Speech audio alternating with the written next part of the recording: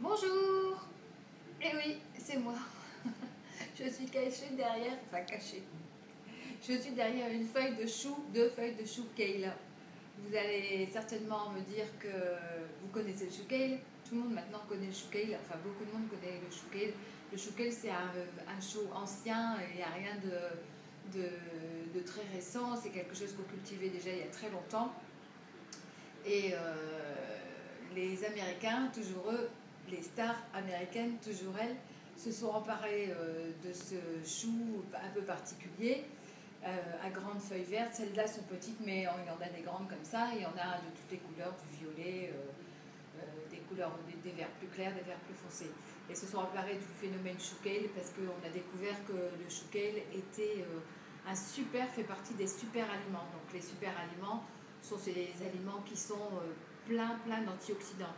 Donc les antioxydants qui vont aller lutter contre tous les radicaux libres qui nous font la vie dure et qui peuvent être le sujet de maladies plus ou moins graves dont j'aime pas parler, vous savez, parce que c'est pas très drôle. Mais en tout cas, le chou kale est plein d'antioxydants. Il est bourré de vitamine C, de potassium, de vitamine K, de fer. Il a tout, vraiment tout pour plaire. Donc, quand on achète ça, on se demande ce qu'on va en faire. Moi, j'ai fait une petite recette que j'ai dédiée à Eleonora, puisqu'elle me l'a demandé, toute simple, que vous pourrez faire dès aussitôt que vous avez du chou kale, en fait. Donc, il vous faudra quelques feuilles de chou kale. Il vous faudra de la feta. Moi, j'ai pris la feta. Vous pouvez prendre du chèvre frais.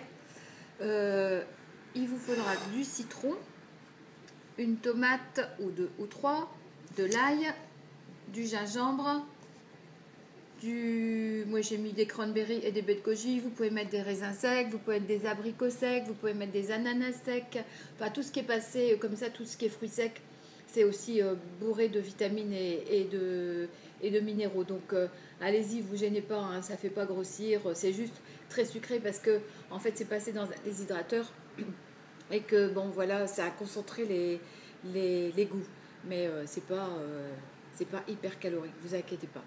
Et puis la petite vinaigrette que j'ai mise avec, donc la super vinaigrette de la mort qui tue, non justement de la mort, de la vinaigrette de la vie, la grande vie, la vie qu'on aime, qu'on adore. Donc moi j'ai mis donc de l'huile de sésame pour ses nombreuses propriétés. J'ai salé avec du tamari, vous pouvez saler avec la sauce soja ou avec du sel de mer. J'ai rajouté dedans du jus de citron bien sûr qui est là. J'ai râpé de l'ail et du gingembre à volonté, autant que vous en voulez. Et j'ai mis du curcuma en poudre.